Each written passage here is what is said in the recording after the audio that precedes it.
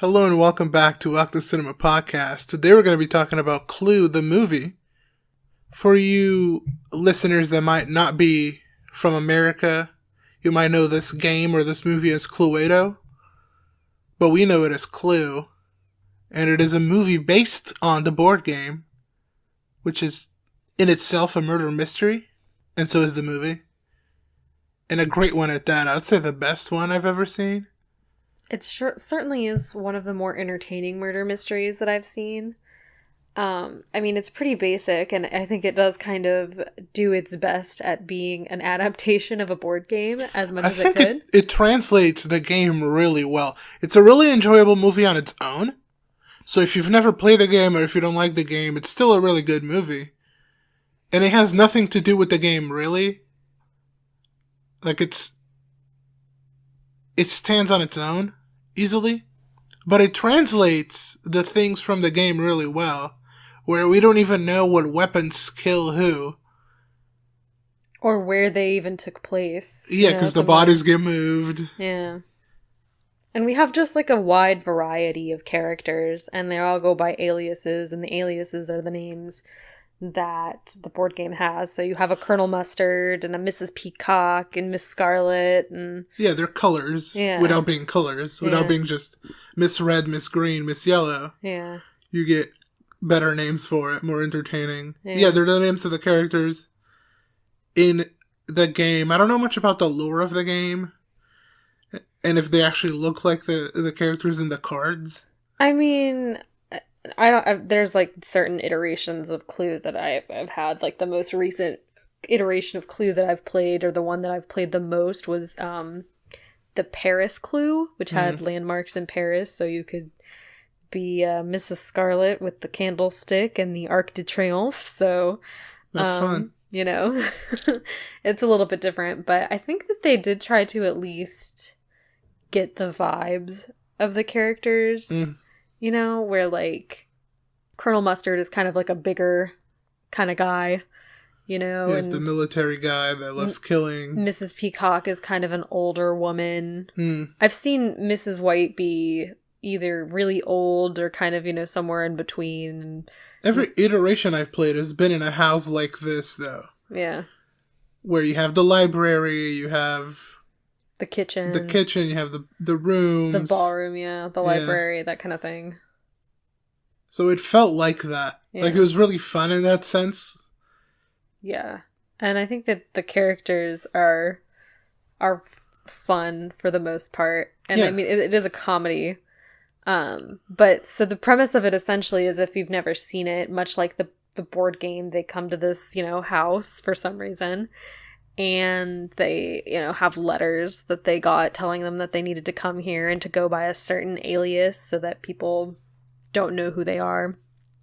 And then it kind of progresses to where all of them are being blackmailed by the same person. Mm-hmm. And, you know, they're under the impression that Mr. Body is the one that is blackmailing them. And so they're all... You know, they all live in Washington, and they all have different secrets that they keep. So, you know, one of them is a warmonger, and the other, there's like a woman that runs a pleasure house, kind of, or like escort services. Mm-hmm. And you kind of find out like how the maid and the cook and the butler and all these other players come together. It's a web of lies and deceit. Much like every murder mystery in a way. Yeah. Where we gotta give everyone a reason for them to be shady and... untrustworthy. Yeah. Because you don't want to know who did it. That's part of the fun. Not really the trying to find out fun, but being surprised by the end fun, which we'll get there. You'll definitely get surprised by the end. Yeah. Especially the first time you watch it. But we were on a Tim Curry... little double feature, I guess. Yeah, we had watched a Rocky Horror Picture Show. Yeah. The night before. He's such a great actor. Both this and the Rocky Horror Picture Show, and even It, are just such bigger than life performances for him.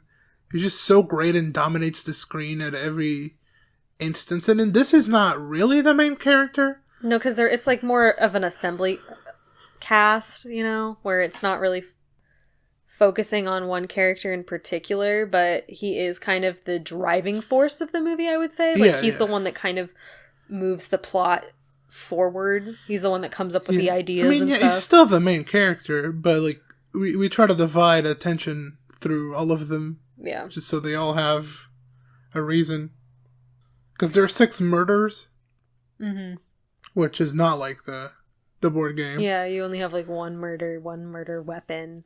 In this, you kind of have multiple murders in multiple locations with multiple weapons, so it is slightly different. But, yeah, Tim Curry is such a iconic person. Yeah. You know, and in this role, you really see his comedy coming out, I think. And, I mean, I knew Tim Curry from voice acting long before I knew who Tim Curry ever was. He's in the great Barbie and the Nutcracker. Yeah, he is. He's the Rat King. Or the Mouse King, I guess. Yeah. But he's Gotta love the Barbie movies.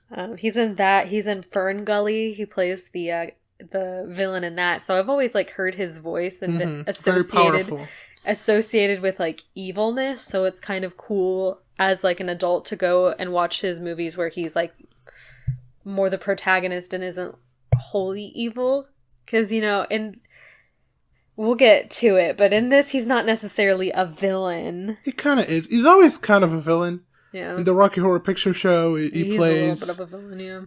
The cross-dressing version of Frankenstein, and he's kind of the villain, but he's also really cool. And in It, he plays Pennywise, which is the villain, but he also made it kind of cool. And this is not really cool, and he's not really the villain. But he's still great. And the movie is so funny. There's so many good lines. Yeah, it's one of those things where it's kind of reminiscent to me of, like, Airplane. Like, with its jokes, where they make, like, the obvious jokes, where I think Airplane kind of is the first of its kind, really, in terms of kind of, I don't know if you would call it dry humor or, like, obvious humor. Yeah, in your face. But, I feel I kind of got the same vibe with this movie, even though it came out a few years later. At least, I think so.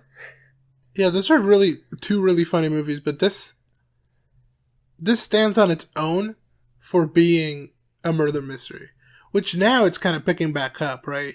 You got a movie called Murder Mystery with Adam Sandler, and then you have Knives Out and its sequel, Glass Onion. That is pretty recent. We haven't seen yet. But this one was doing it when it wasn't super popular. Not that it ever was or ever will be. It's like a subgenre of a subgenre, so it's hard to have, like, a big amalgamation of them. But that's what makes them stand out. I agree. But the other thing I was going to say that Tim Curry did that isn't a villain role were the Wild Thornberrys, where he played Sir Nigel Thornberry, who was, like, the wacky dad, you know? The mustache? Yeah, the mustache dad. So he's not all evil in everything that he does, but I don't know, those are the kinds of things that, like, his voice, I hadn't really, I didn't know that he's pretty much in a lot of the stuff that I consumed early on until, you know, much later in life. And it's kind of cool to see his body of work and to see him in, like, other things, because he is such a cool performer and he's kind of fearless in a way, you know? But this also has other people you'll recognize. Yeah. If you're a big Back to the Future fan, the Doctor is also in this. Yeah, Christopher Lloyd plays Professor Plum, who is essentially a disgraced psychiatrist who was disbarred because he slept with his patient, who ends up being a victim. Yeah, she's the telegram girl. The singing telegram woman. So, yeah, he's a big he looks so young in this in comparison. It's really, like, I remember the first time we watched this, I didn't even recognize him because it just is so not something that I'm used to seeing him as. Where, like, Tim Curry, like, he kind of aged in a way where you can kind of see that that's still Tim Curry. I don't know. At least that's what I get from, you know, my perspective, is that I recognize his face more than I recognize Christopher Lloyd's face. But the movie, essentially it goes on. More people die. They're all accusing each other. They all find stuff out about each other. And, you know, it still remains entertaining and it's funny because, like, more people keep showing up at the house. Now they all have to work together to hide the murders. Yeah. While trying to find out who the murderer is. And trying to find out, you know, what everybody has to do with anything, because the first person that comes to the house is this man who says his car broke down and he needed to come up to the house, and he does. He asks if he can use the phone, and they kind of lock him in the room. And then someone ends up murdering him, and they don't know why he was murdered. But then, you find out that he was like an informant for somebody. And then the same thing happens when a policeman comes up to the house, and it turns out that, you know, he was on Mrs. Scarlett's payroll type thing. Because he was the cop in DC that would, you know, allow her to do business kind of thing. So he was murdered for you know, that reason. Mm-hmm. And then, like, the cool thing about this movie, and I mean, I don't know if it was necessarily cool at the time, if people felt like it was too gimmicky, which I could definitely see. Yeah, this was a failure. Yeah. Originally, this did terribly financially. Yeah. But essentially they had 3 different endings, and, like, depending on what show you saw or what theater you went to, you would get a different ending. Mm-hmm. Which, I understand why that would suck. Because honestly, there's one good ending, and the other ones are only funny if you're getting all 3. Yeah, I like how it is now where it shows you, like, all 3 of the endings. But so, you know, in one ending, only Miss Scarlett is the killer. Right. And she kills, you know, the maid because she was a girl that worked for her. And so she got rid of, like, that kind of evidence. And then she killed the cop because of the reasons stated previously. And she killed Mr. Body because he was blackmailing her. And, you know, like, all of these other things. And this is, like, one of my favorite scenes with Tim Curry is him just, like, running all over the place, trying to explain what happened. Yeah, showing the secret doorways, which, by the way, are the ones in the board game. Yeah. The board game has, 3 secret... I think it's 2. Yeah. 2 doorways that connect different rooms, and this does exactly the same. Yeah, where it's, like, the conservatory connects to the whatever. But, you know... He's, like, explaining it with such passion, and I feel like whenever I play Clue, the board game, and I know the answer, I also explain it with such passion, where I'm like, I know that this person did it because of this, and I know they did it with this, and yada blah, and it's always so good when you figure it out, and you open up the little secret card to see that you are correct, that you figured it out. But I feel like nowadays, like, whenever my family plays Clue, which has been a while, but we don't play it how you normally are supposed to play it, where you're not thinking, like, 100 steps ahead of everybody else, where you're trying to be secretive, or sometimes, like, you'll go into a room where you have the card that room is in, and you say, like, all of your cards to, like, throw someone off, because then if nobody shows you that they have, like, a card, then people are going to start thinking that that's the correct answer, even though you have all the cards in your hand. Like, you try to trick people. It's very, like, espionage type type vibe.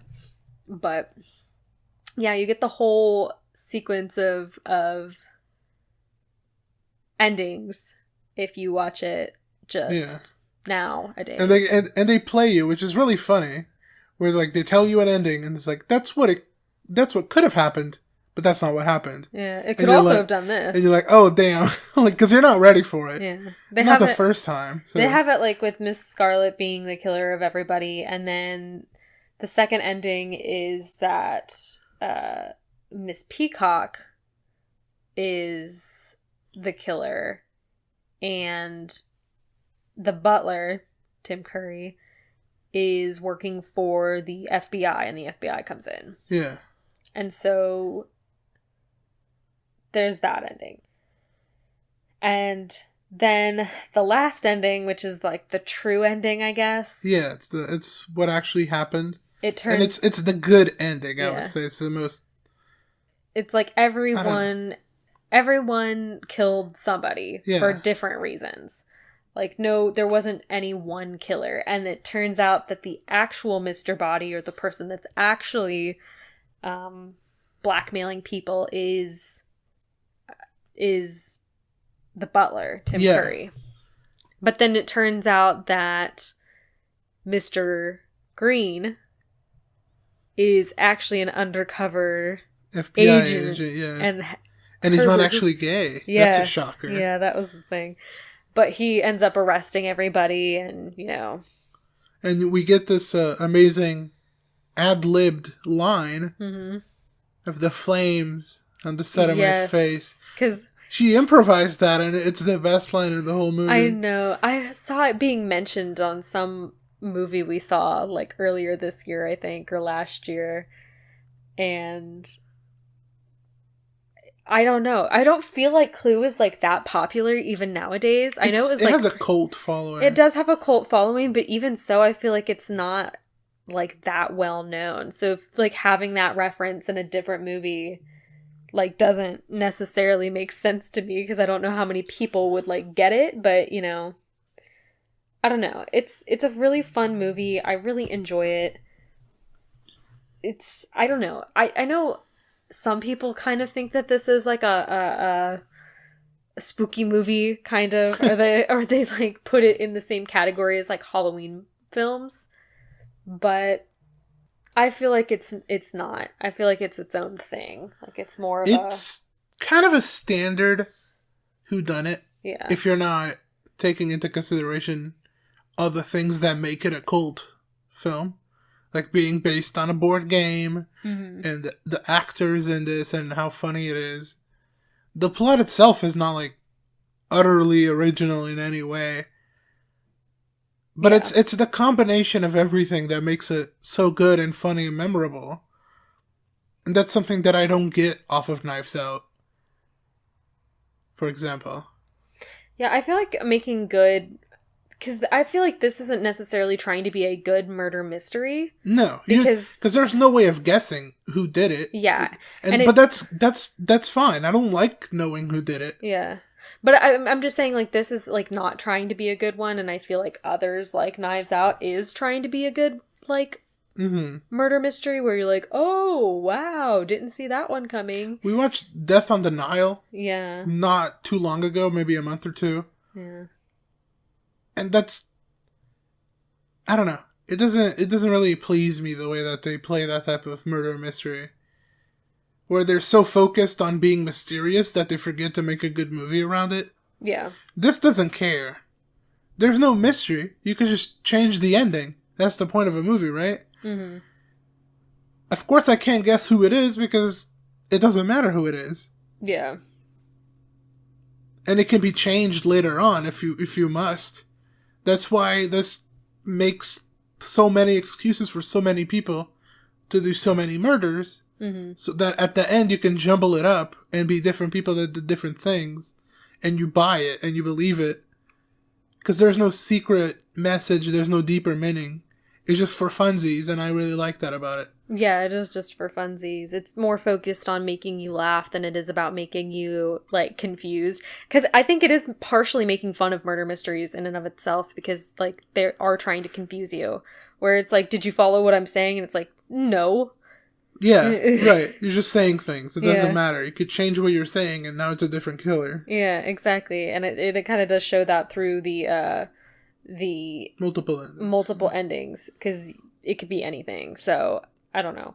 it is more enjoyable. I think when, like, murder mysteries are comedies, I think that that's when I enjoy them the most, because, like, you know, it's really hard to make a movie be a murder mystery without it being, contrived, maybe, where everything feels basic, or everything feels like, oh, of course. Like, you're all, but it's kind of a lose-lose situation when you're trying to make a movie like that, where, like, you'll have some people that are like, brilliant. That's brilliant. Fantastic. But, like, there's not that many people that do that. You either have people that, like, that makes no sense. Right. Like, why would that even happen? Or you have the people that are like, oh, that was so obvious. Like, I could have pinpointed that from miles away. That's how we were watching Death on Denial. Yeah. We're like, I know how this is going to end. Yeah. From 20 minutes in. Yeah. But I feel like with Agatha Christie's novels, like, it's probably more enjoyable as a novel than it is as I think it's more enjoyable if you don't take it seriously. Even if it is a drama. Just no reason to take it seriously. Another murder mystery that I actually really like is 8 Women. Yeah, you do. Which is a French musical murder mystery. Yes. And it's hilarious to me, even though it kind of ends with incest. Right. But besides that, I think it's really funny. Yeah. I mean, it's fun. That one's fun. It's a lot. This is a lot, but it's good. This is a lot, and it is good. I think it's a fun time. You'll laugh, I think, if you haven't seen it and you want to watch it. I gave it a 9 out of 10. Yeah. I just really, really like it. It's really fun and iconic. Maybe it's not, incredibly... technical. Masterful. Yeah. Cinematic, whatever. But sometimes you don't need that. Yeah, exactly. I also gave it a 9 out of 10, up from an 8 out of 10. I don't know. I think when I gave it an 8 out of 10 initially, I was thinking of it more in terms of, like, did it change film?